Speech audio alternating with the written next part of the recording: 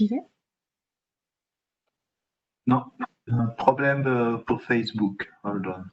Okay.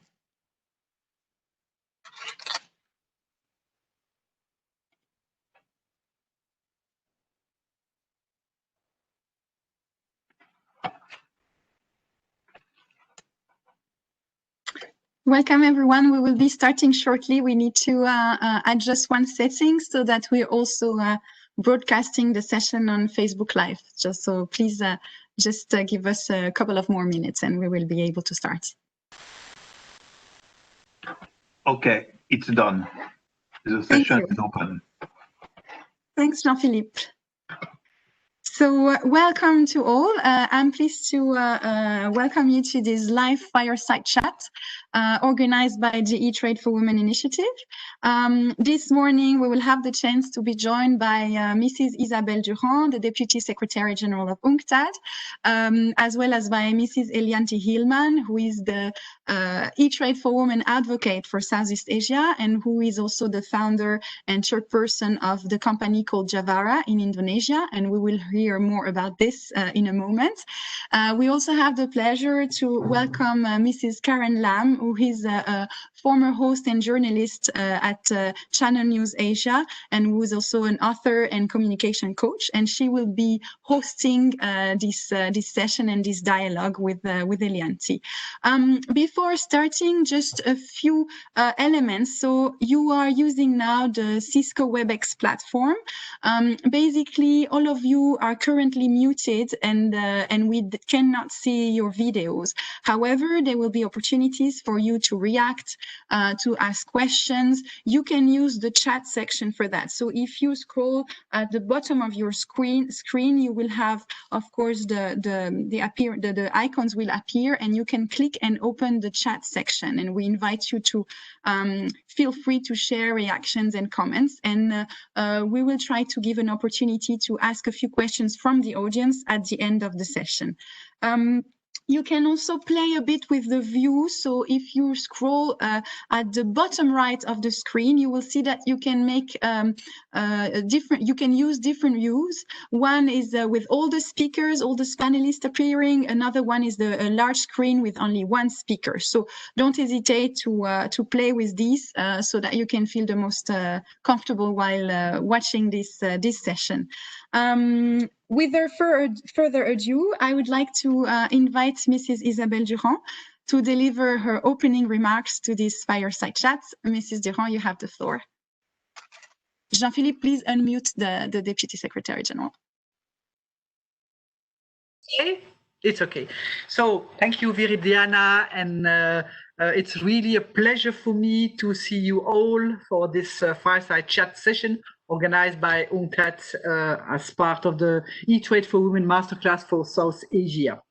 So this session is part of the eTrade for Women initiative, which we formally launched a year ago in September 2019 on the margin of the United Nations General Assembly, with one objective: helping women digital entrepreneurs in developing countries to fully participate in the digital transformation of the economy and to become drivers of growth and inclusion. As part of this initiative, we have established a network of 7 eTrade for Women advocates. Those advocates are inspiring women digital entrepreneurs from different developing regions committed to advancing women's empowerment. And Ms. Helianti Hilman, whom we'll meet today, is the advocate of this region. So the eTrade for Women initiative also offers masterclasses and builds communities of women digital entrepreneurs across continents.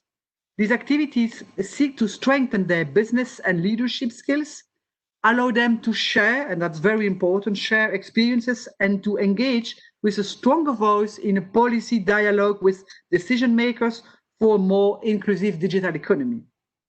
This week and the next, we are hosting the first eTrade for Women e-Masterclass for Southeast Asia women digital entrepreneurs.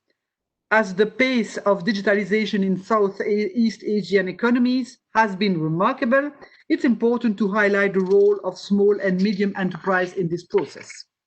Next to the big players, many entrepreneurs including women, have contributed to the digital revolution. At the same time, the COVID-19 pandemic is severely changing the rules of the game.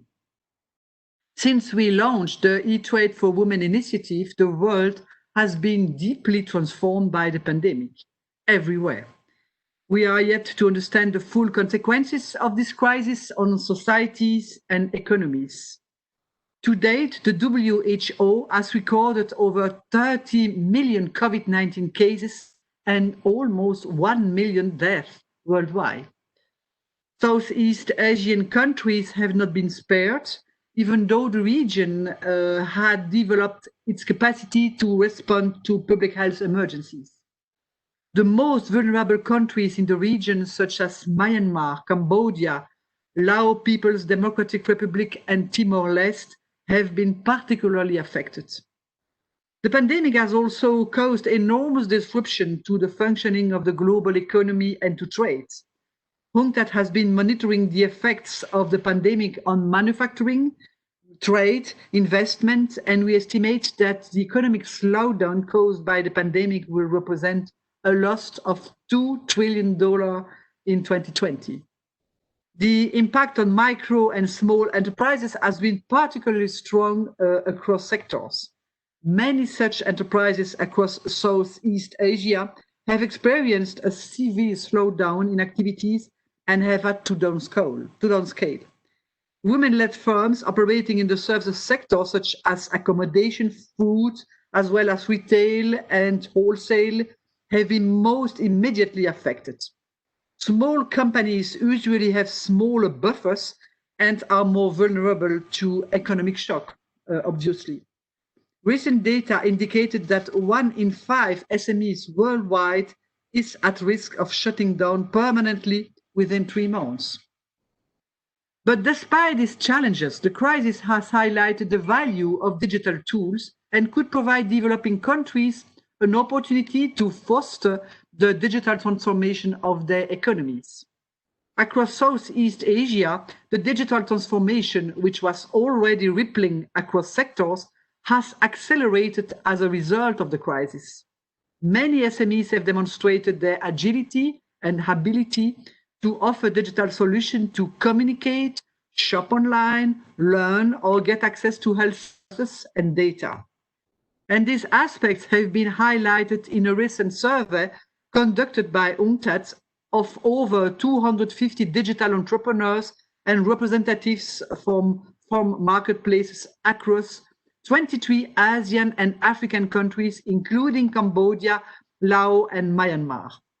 And many businesses reported having adapted their business practices by introducing contactless delivery option and e-payment solution, and 60% reported a faster uptake of cashless payment solutions. A majority of respondents reported that increased outreach campaigns by government to use e-commerce services contribute to improving customer and private sector awareness about e-commerce opportunities. As a result, over 65% of respondents reported the growing importance of online purchases of essential goods such as groceries, pharmaceuticals, health and hygiene products, as well as restaurant delivery. Leveraging digital opportunities in a gender-inclusive manner is essential to create the path for sustainable recovery. Digital SMEs can contribute to bridging the digital divide across Southeast Asia and ensure that people and communities are not left behind. The session today will offer, I hope, inspiring insights into what women digital entrepreneurs can achieve by embracing digitalization. And this Fireside chat will be the occasion to hear the story of Helianti Hilman. Hello, Helianti. A woman entrepreneur, a digital entrepreneur who was able to grow a digital business and bring revenue to entire communities by connecting small producers across Indonesia to national and international markets. And you will hear about the challenges she faced, probably a lot, and which many digital entrepreneurs share along their journey. But most of all, you will hear about resilience and inclusion, in which women excel everywhere, all the time. And I have seen that this many times in my career before. So let me now say a few words of conclusion. Building back better after COVID-19 will require increased efforts to make the digital economy more inclusive. As governments across Southeast Asia put digitalization at the top of their development agenda, now is a critical time to support women digital entrepreneurs such as Helianti and the members of the eTrade for Women community to be leaders of the digital transformation. That's my wish and that's my will. So thank you, and I wish us a pleasant session.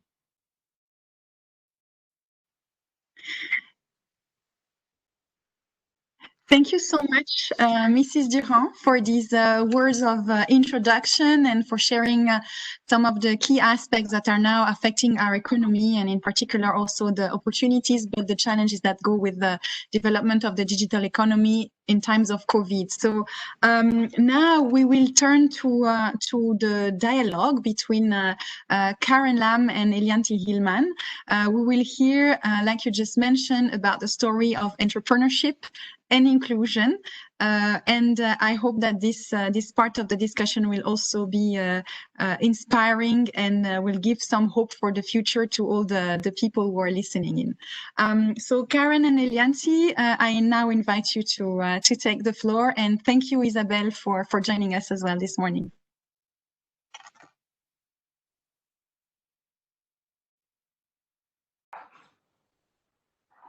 Hi there. Thank you very much. Thank you very much, Mrs. Durant and Viri, and what a welcome. And I am so excited to be sharing this platform with so many wonderful, strong, and entrepreneurial women all around the region. You know, I'm always reminded every time I host a webinar that the very reason why we're meeting in such a manner is because of that dreaded pandemic that's hovering over us. But I'm also reminded about the resilience of the human spirit, that we will never want to be left behind, and we will find any way possible to meet together so that we won't be left behind. And I think that's pretty much, you know, sums up why we're gathered here today to talk about this issue of digital transformation. And if you think about it, most of you would have probably been affected in some way or other, negative, in some cases even positive, by the pandemic.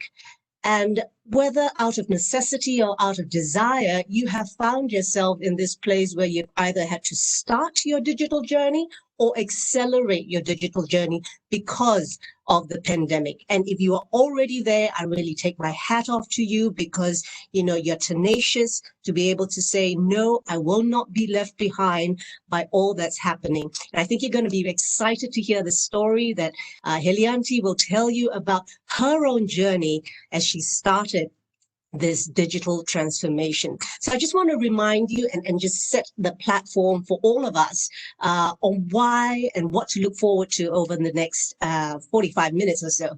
So there are 3 I's that I really want to highlight to you. The first I is for all of you to be inspired.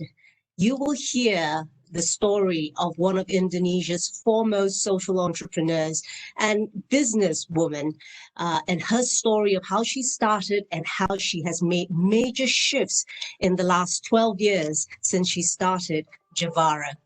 And the other I that I would like to highlight and make you realize is that this is also the platform for ideas, because Heli's going to be sharing with you, and she's one of those people who, you know, she's an open book. You can ask her anything and she will let you know, and she holds nothing back. And I'm sure she's going to be sharing with you some ideas on how and what exactly she did to get the company that level up. And finally, the third I is interaction. The wonderful thing about platforms such as this is that it gives you that community of women, of entrepreneurs who can support you. So we're very grateful to UNCTAD for organizing this. And there is a saying that behind every successful woman is a tribe of successful women who have her back. And I'm sure UNCTAD has your back as well. So throw in your questions, as Viri has said, in the Q&A mode. I won't promise that we'll answer all of them, but we will be sure to answer at least some of them. Now, allow me to give you a very, very quick backstory of our guest today, whom I've had the pleasure of meeting back in 2017 when I invited her onto my show, Powerless Asia, which was a business interview program that was featured on Channel News Asia. And I was intrigued by Helianti Hilman's radical business journey. You see, here was a woman who was able to showcase the rich food biodiversity of Indonesia, at the same time help smallholding farmers. And then with her marketing genius, she was able to repackage some of these raw products into artisanal foods that would suit the palates of food connoisseurs all over the world. Now, where can you find a person like this? Very, very rare. So I jumped on the opportunity to invite her to my show, and she graciously accepted it. So back in 2008, that was 12 years ago, Helianti Hilman ditched her high-profile legal profession, advising the Indonesian government on development, to get her hands dirty. I mean, literally dirty. So from walking the corridors of power to trudging through the mud and the farmlands of the farthest reaches of Indonesia, here was a woman who today has access to about 50,000 small-scale farmers. I think that's more than that by now, 50,000. And Helianti, therefore, what she did was she set off to show them what they could do to improve and to increase their yield. She's also made sure that there is fair trade that would secure the well-being, as well as developing a program to help the youth take on this mantle of farming and to have a sustainable lifestyle, of sustainable living from the land.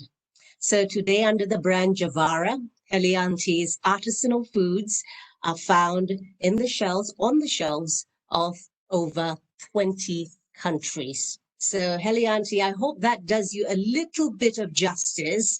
And I know it probably is the tip of the iceberg in describing you, but you must be very, very busy these days. Tell us how you are. Especially, thank you, Karen. Thank you, Ms. Durant, for having me here. And it's my pleasure to share my journey. Yes, definitely. The COVID pandemic has changed a lot of things. And now we've gone through actually the digital transformation the last 2 years. But with the COVID, it seems like we are forced to speed up, to accelerate, and to give results, because basically we are responsible with so many stakeholders within our supply chain and also to our consumers as well. So there are many ways that we have to shift, and that's where the digital transformation helped a lot. Actually, I could not imagine otherwise. I could not hear you. Okay, I've been muted. All right, let's lay the groundwork for our audience to understand where you're coming from. So you've been given the title Advocate for UNCTAD's eTrade for Women program. And tell me, are you a techie yourself? Not at all. I'm far away behind from that. So that's why when I was invited, actually, I was still thinking whether I should take it or not, because actually the business that I'm in is a very conventional business. It's a food industry. It's an agriculture industry. It's one of the oldest industry in the civilization, basically. I realized that, I felt like I haven't done enough on the digital aspects of it. But then I also realized that I'm not the only one. There are so many women entrepreneurs out there that are also questioning themselves, whether when they should do it, how they should do it, how they start. And I thought it would be good for me to give an ideas and sharing my journey, being just another woman entrepreneur next door. So I think my profile is not intimidating for those who probably just on the early start of the process, or or even haven't started it. So that's why I decided to accept. And I'm quite happy because the last 2 years itself, we've been doing quite a lot in terms of doing our building blocks for the digital transformation. Wonderful. So let's help our audience understand this journey that you started 2 years ago. So, you're not new to the game. You started it 2 years ago. What exactly did you do 2 years ago? Okay, so this has to, you have to be very honest with yourself. You have to understand where your strength is, where you're, best at. And I realized, because I'm more like a creative person, I like to create something that is unique and gourmet and things like that. But, embarking into a digital transformation is a completely, new world for me. But we know that we have to do it. It's not an option. It's a must, basically. So I did a very extreme way. So basically what I did is I removed myself as the CEO of the company and get a professional as the CEO who has 35 years of background in the IT industry. So this allowed me to focus more on where I'm good at, which is, going to the communities, help them to build, the supply chain so that their products will be, comply with the market and things like that. And then let someone who knows what to do to lead the whole process of the digital transformation. Mm. And the biggest challenge actually is that that's where we find out that we have a very bad data management. So that's where we started. We started by, making sure that we have a good data management, that all the data is accurate, well collected, well documented, and it provides us with the foundation to move forward. Let's not forget the fact that it is not easy to step aside from a company that you founded 10 years earlier to do what you've done, and that's a big deal, because many founders of companies take years to actually do that. And why did you feel that it was necessary to professionalize, to have a professional come in the first place? I think it's going back to the mission of the company, because the company is meant to bring back forgotten food of Indonesia for the better of the consumers, so that the consumers have healthier options for their food products, and then to also support the indigenous and smallholder farmers. So I have to be true and loyal to the mission.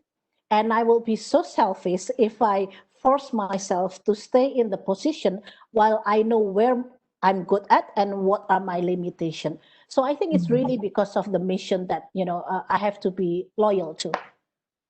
Love it. I love that. I love that, because we can be very selfish most of the time to try to establish ourselves and wanting to lead all the time. But I think what I'm seeing is this mission driven organization, and that's something that we all can learn from. So thank you for that wonderful story.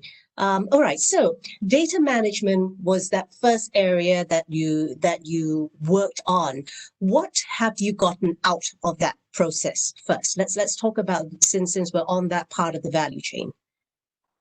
First is that we realize that every single data of our whole operation is disconnected. It's not synchronized, it's not aligned. So we started to have this ERP in place and have the whole team to be disciplined in making sure that everybody is putting the data, the right data, the accurate data, because otherwise it will not, sum up if anybody is not putting that discipline on that. So it takes a long time actually, because, we were more like on a chaotic kind of a situation. And then all of a sudden we are forced to structure our data management, because there is no way you can go into the digital transformation without having the right data management in place. So give me an example of how this has helped you, just to be able to get and collate and make sense of valuable data. So for example, we used to have too many SKU, right? When you came to our store, we have like about 700, 800 SKU. That's right. The data then provide us with the information that actually 90% of our revenue comes from only about 50 or 60 SKU. So we need to strategize. So we have to strategize our businesses based on that, because then otherwise it would not be efficient, or we are wasting a lot of resources because of that, and we're not directing our marketing on the right direction as well. So so it's just like opening up like a Pandora box, and then all of a sudden you realize, oh my God, you have to do this, you have to do that.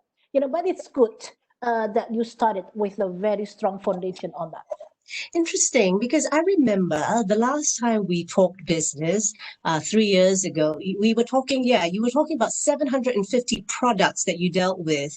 And that's the nature of that's something that you wanted to be truthful and faithful to, keeping that large array of products, because that's how smallholding farmers produce their products. They don't just specialize in soy, for instance, but they have a whole range of products to give. But now that you've been forced to streamline your stocks, does that mean that you have forsaken that part of that mission to be able to showcase that biodiversity? Not at all. So what we did, the compromise that I did with the CEO, because he's showing me the facts. He said, like, look, I'm showing you the numbers. This is the reality. If you keep doing what you're doing, you're going down the drain. We're going down the drain. So let's find a solution so that we can still be true to our mission, but at the same time, it's not bringing down the company. So we decided that the mission is accomplished through our flagship store. So we have our flagship store that I'm free to feature every single products under the sun, for example, and that there is a market to it. And then we have the restaurant that are also featuring that food biodiversity as well, and we're selling it through online. But the mainstream market, the blue ocean market, we are focusing only on the fast-moving goods of FMCG products, because when you go to supermarkets, you have to pay listing fee. And then they will have you like a penalty fee if you don't deliver. There are so many at stakes. So we can not do that with 750 products, but you can do that with the 50 products.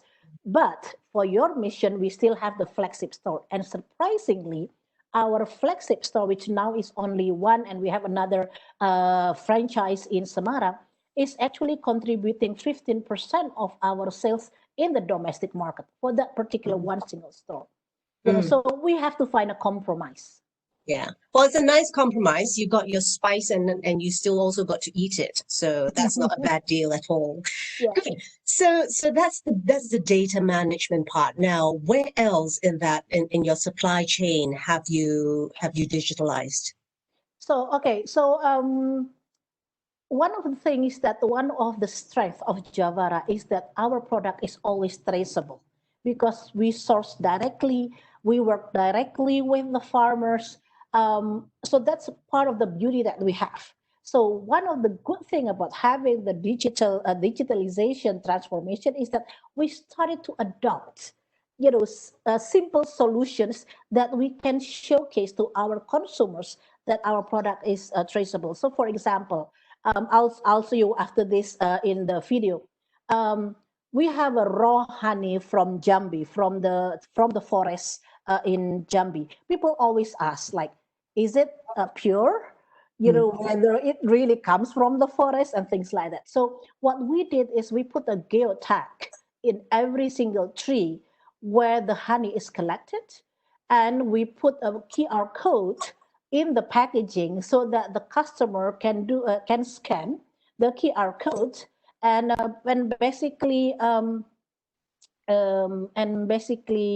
can see where it comes from. So let me show you this. Can you see it already? Yes, I can. Yes. Okay. So let me put it on the full screen. Yeah. So basically, we are using QR code for our sialang honey.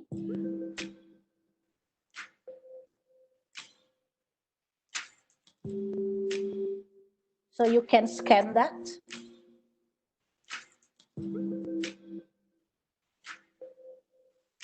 And voila, you will meet the person who collected your honey. and then you will listen to his story. And then we show also what kind of tree that the honey is collected. It's a 50, 60 meters height sialang tree that can be found in the forest of Bukit 30. And then we also, because we have the geotag on each of the tree, we can also show in the map where is exactly the location of the tree itself. So this is, how far you can do with it, and it's much more, what do you call it? Let me get out. Efficient, I suppose. Very efficient, and also actually you are bringing back the missing link. In the old days, there is no disconnection between the producers and the consumers. But now with the globalization, you don't know where your food comes from, who produced your food, and things like that. So the digital aspect of the tools in here is actually reviving back that connection, help us to revive back that connection. Right. Can you unshare your screen so that we can see your beautiful face, more importantly, for now? I have a few other videos, but I can wait for your question. Okay. Yeah, great. So for the benefit of our audience, you have to understand that Helianti's business is not just selling a product. She's also a storyteller. She tells the stories of the farmers who farm them, so that, for a consumer, I have a connection as much as possible with the land. And I think in the past, when I first met with you, you used to spend quite a bit of money on the packaging, on highlighting these stories, and now that cost has been essentially eliminated. Yes, so I'll show you another video. We realized, because our supply chain management always complain. We're spending too much on the packaging. And it's like, but we need to educate the consumers. We need to tell them the story behind it, how to make use of it. But it's like, yes, but it's too costly. So that's why we thought like having the QR code is the solution for that. So for example, when we launched our tempeh package, so do-it-yourself tempeh, so we need to put in all the information like how to make it and things like that. So we decided to put the QR code, and then the QR code goes to your website. So it also helps to increase the search engine optimization of your website, because you are generating transactions. But at the same time, you can put as much as information you want it, and you can updating it. So this is another example. Oops, I think I still got the wrong one. I think let me wait, let me stop share that, and I'll go to this. Whatever it is, the way you're spewing up all the terms, you have become quite a techie. I have to, don't I? So let me do another sharing, and I'll go to the video. Does it show it? Yes, I can see it, but it's not playing yet. Okay. Yes. Because we realized that the cost for printing the whole booklet is too expensive. So we decided just to put it on the QR code, and then it leads to our website. And then the website is giving every single information they need, where the beans comes from, what are included in the package, how do they make the tempeh, what are the health benefits. So it makes things, much more cost effective. Talk about the dollars and cents before we move on further down the supply chain. What have you invested in this digital journey? Okay, so definitely the first one is on the data management. Yeah, the data management, you need to use the ERP, enterprise resource planning. But there are ERP that are catered for small, medium enterprises. You don't have to go with the fancy one. As long as everything is aligned and you can put the accurate data and you can retrieve the data, then that's good enough. So that one is important. But what I really like about this digital transformation that we did is when we try to reach out our audience, our market, our consumers. that's when we realized that actually our cost for per customer acquisition, it's much, much less compared to the conventional one. Because with the digital, you can put in the Instagram, you put advertising in the Facebook and things like that, then you can reach out at the most cost-effective way. So I'm just giving you an example. We used to do a lot of trade show overseas as well, right? So it's costly. You have to pay the air flights and the cost, and not to mention that the participation on the trade show itself is expensive. But now with the COVID, actually, there's a blessing in disguise, because now all the trade show goes virtual. And this becoming more cost effective actually for us, because you can still get the same results. Everybody knows that this is the only way they can interact. But at the same time, we are reducing our costs. And there is the huge, exponential increase of the customer, but without having the exponential increase on your spending. Give us an idea. Okay, so you've mentioned that the bulk of your investments was in the ERP system, but overall, it's sort of the other savings, the other cost savings have sort of balanced things out. Now let's talk not so much about investments. Let's turn our attention to the returns. Can you quantify the returns? Well, basically, probably I want to more quantify it in terms of let's look into the e-commerce, yeah. Because before the COVID, we were too lazy actually to really push ourselves doing the e-commerce, because at that time about 70% of our domestic market comes from the modern retail outlets, supermarket chain, and things like that. And we're just too happy with it. It's just, and then there is hotel, restaurant, and caterings. But with the COVID, you are forced yourself to make sure that you have a good e-commerce in place, because the supermarket, not the premium one is still doing well, but the mid-level supermarket is decreasing in terms of the sales. And then hotel, restaurants, caterings, basically they're also dropping significantly, especially the cafe and the hotels and the restaurants. So there's no other way. So the minute we are announced being locked down, that's where I recruited a few team members for the e-commerce. And surprisingly, just a matter of putting a focus to it. It's just a matter of like forcing yourself, like, okay, you need to be focused. You need to really, work on your way of accessing the market through e-commerce. And then all of a sudden we get a 300, 400% of increase on our e-commerce. Wow. And at the cost that is, almost nothing, basically. Yes, there is cost, but it's nothing compared to opportunities and the increase that you are enjoying it also. And then if you look into the, building your branding digitally costs you much, much less compared to the non-digital one. Because if you have to place some advertisement in the TV and things like that, it costs so much. But now all you need to do is to hire a good vendor to do your content creation, and then who's managing your social media. It doesn't cost you much, but it helps you. And what's surprising to me, this is something for someone that is not being techie. I'm surprised, because what is supposed to be a cost center now become a profit center. You know why? Because then we receive inquiry for doing online cooking classes for corporates. So it makes us money, because our branding digitally is increasing. And then people is asking us to endorse their products, like their equipment and things like that. And they're asking our rate card.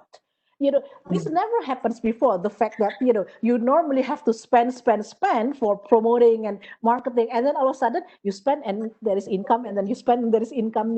This is completely, different world. Did you envision that this would actually happen?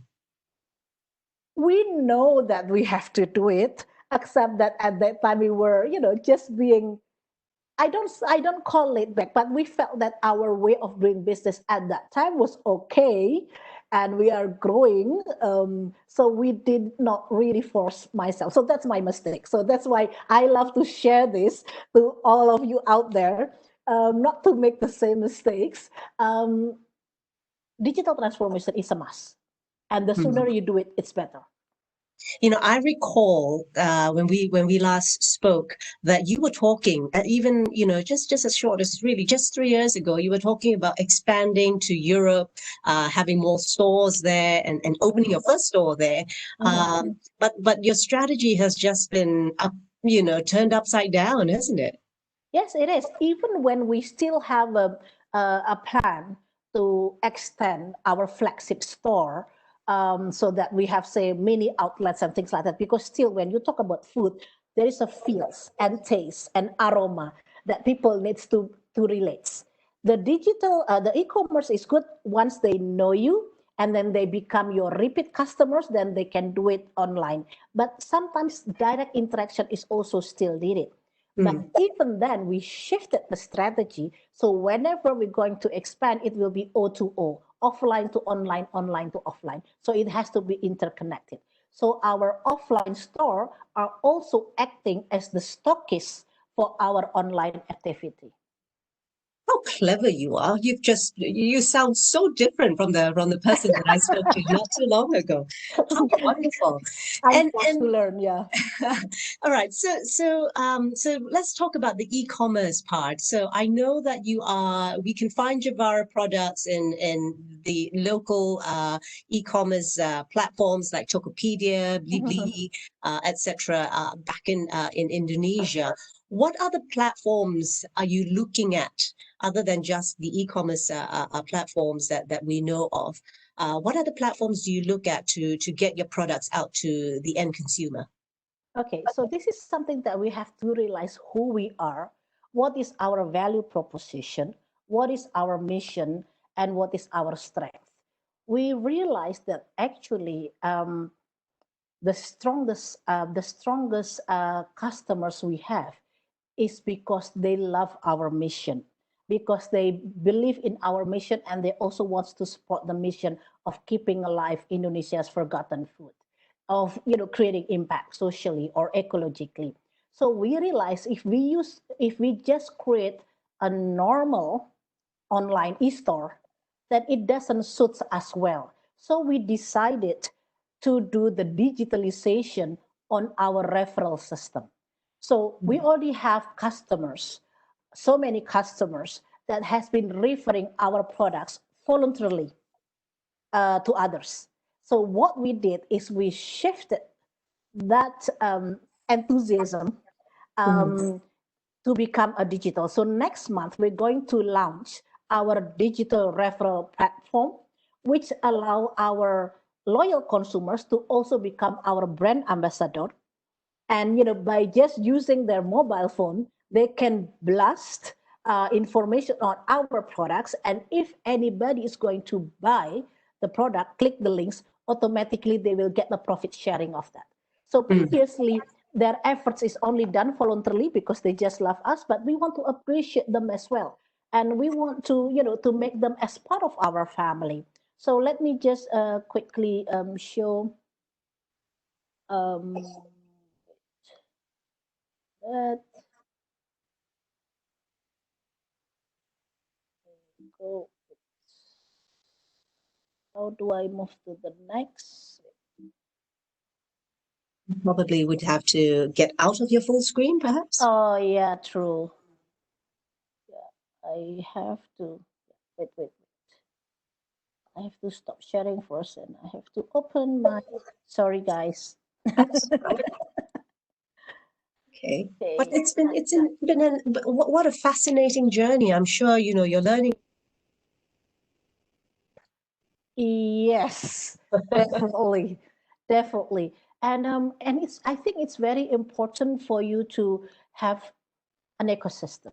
You have a peer, because basically being someone who's not techie and I'm always get confused or blanked at seeing anything techie, it's very important for you to be surrounded by a team, by peers, by an ecosystem where it can support you. So basically we are using a TADA platform, which are normally they are building a loyalty customers platform.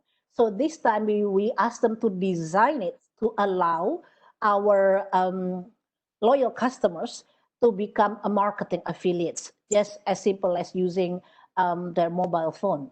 So, and then it's an example of even the training can be done by video tutorial. So because you cannot, with the COVID, you cannot go out there and train people or invite people to come. So everything has to be done digitally. So this will be interesting because we're going to launch this next month. And basically, we are capitalizing on what we're good at because people love us and they want to be part of the mission. And so that's why we have to be different from a normal online store. Right. So that's usetada.com that you're using right now for the referral system. Okay. Maybe at this juncture, we are running short of time. Well, I did tell you, Heli, that we will probably run short of time because you've got so many good stories to tell. But maybe before I pass it on to Viri to share some of the participant questions, I suppose I would want to ask you, perhaps what do you think Javara will look like 1 year from today? I think first, of course, since we talk about data management, I think when we talk about numbers, you will see a different percentage of what is the e-commerce will contribute to our overall sales. Because before COVID, it was less than 1%. Now, after COVID, it's about 5%.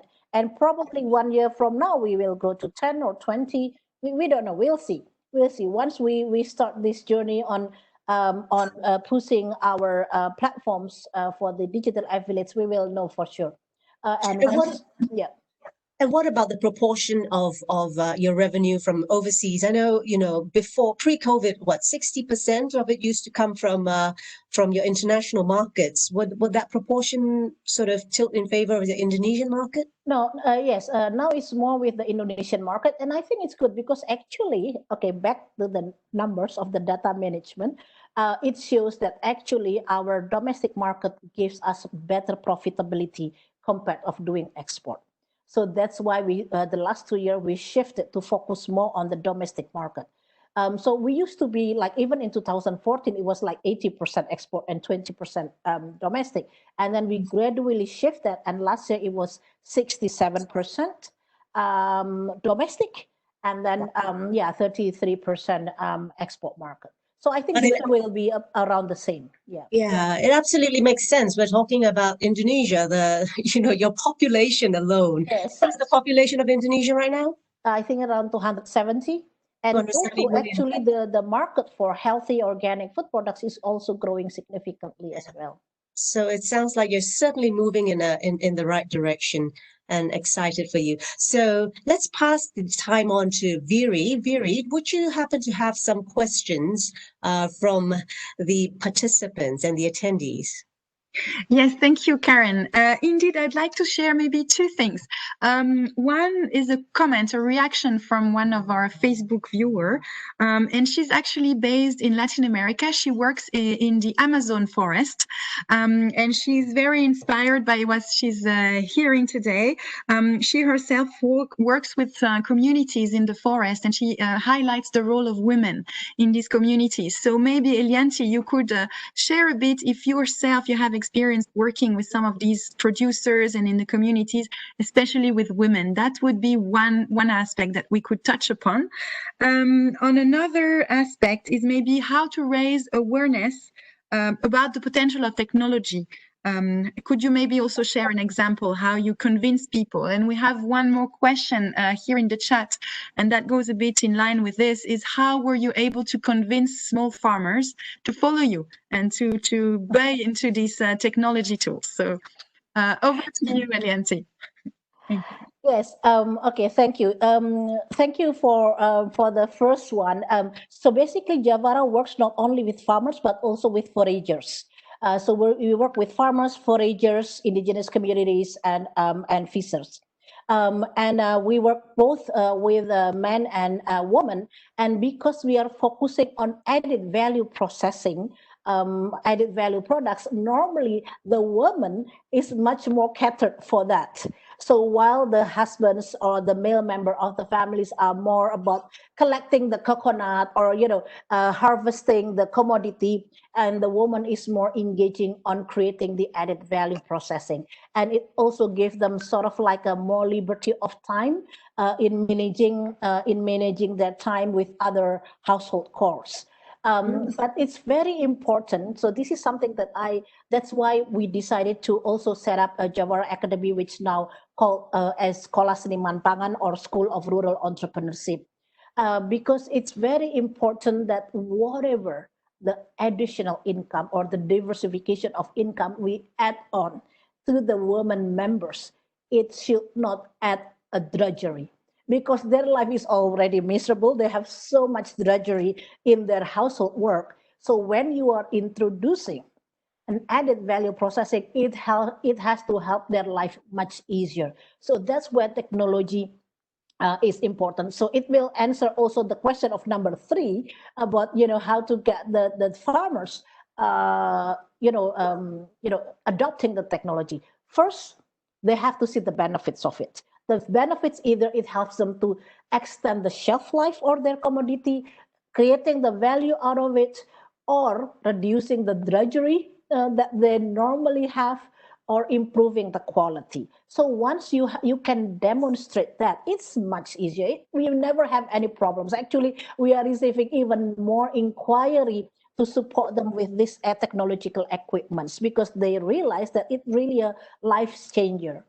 So basically, I don't think the problem only if they don't see it. Once they see it, putting in an action, then it's much easy. I forgot what was the second question. So Sorry, Firi. yes, no. So the one was about how to raise awareness, and the second one was how did you convince producers and farmers to follow you? So I think you also started answering that aspect. Yes. Yeah. So actually, seeing is believing, and I think when you're dealing with an indigenous community, their use of reading the universe, they will read you when you come there. They will read you. They will know exactly whether you have good intention, bad intention, or anything. So my best advice is, be as open as possible. Don't have any hidden agenda, and we have to listen. The problem of us, a lot of us thinks that, oh, you are empowering. It's like, no, the empowering is both sides. They're empowering us and we're empowering them. We are complementing each other in creating and delivering a winning products. So it's not a top-down process. So when you put that mentality of, being equal, being a partnership, then there is no problems of, getting, this across, the message across. What's been the technological transfers? What sort of technological transfers have you brought about to the rural farmers? First is definitely dryers. Drying technology, whether it's a solar dome dryers if they don't have electricity, or probably small dehydrator home scale, which they can use with the electricity capacity that they have in their households. So dryer is definitely a must. But for community that are more organized and we are exporting in large quantity, we are bringing also like a bigger oven dryer. We are bringing like a metal detector to make sure that the product complies with the food safety standards. So it depends on the products. We bring in different kind of technology depending on what are the products and what is needed to comply with the standards. So what about the digital part of it? What have you brought to, especially the youth in rural Indonesia? What sort of digital technology have you brought in there to, I don't know, brighten their lives? Branding. How to help them build their brand, including their personal brand. Because Indonesia are losing 500,000 farmers every year.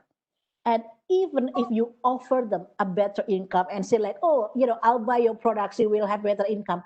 For them, there's no pride and dignity because they felt like being a farmer is the lowest profession within the community. So the best way you come in is to help them with rural entrepreneurship. So they have to know that they're not only a farmers, but they are also an entrepreneurs. help them to create products and services, and help them to build the branding. So one of the training that we provide for our farmers through the Javara Academy or Sekolah Seniman Pangan is teaching them how to do photography and videography using their smartphones. So simple things, but it can, help them to see and help them to also rebrand themselves and building the digital narrative. If I can only show a small examples of it, do Sure. we have time? We should have time, just a bit more, yes. Okay, so for example, this one is basically all the photo in this video is actually taken by the farmers themselves, the South farmers. So so it's good because then we have a good materials to create their story. Let me put it in the big screen. So this is the salt production in North Bali, which is done inside the greenhouse. This is also the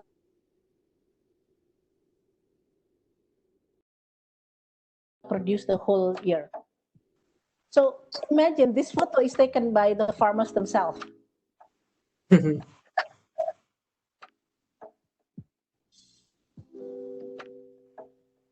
You see, they started to learn about the angle, how to have the creative look in it and things like that. And this is part of the things that they're really happy because they can see immediately how their business looks cool and sexy and appealing.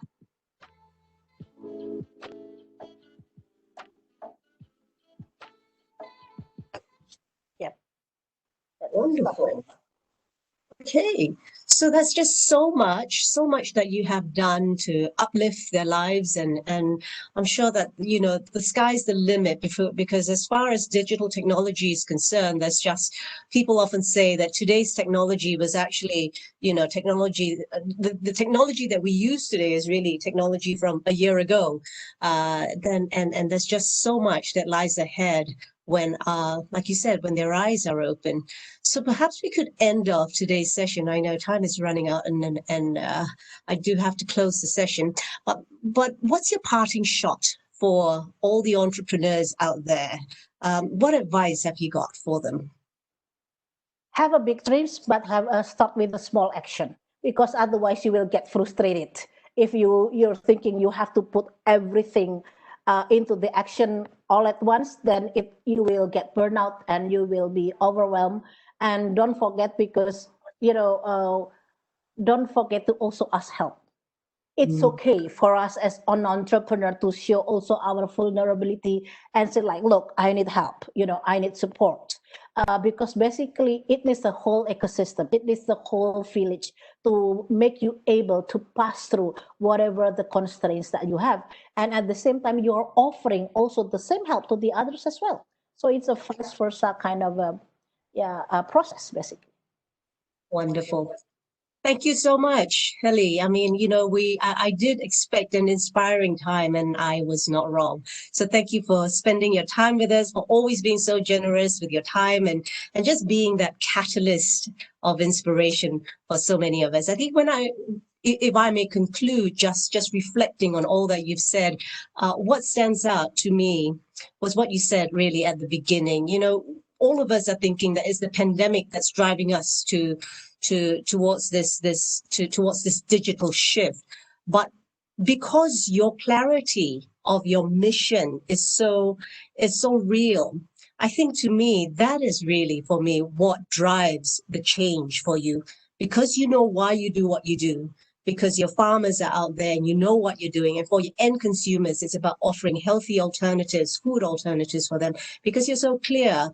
All these shifts that have come your way, and I believe that will come your way, are things that you will overcome because your mission is so clear. So with that, I really, really thank you very much for reminding me about this valuable lesson. And I really hope that the rest of you who are watching really are inspired to take your vision and your mission of the company up to that new level.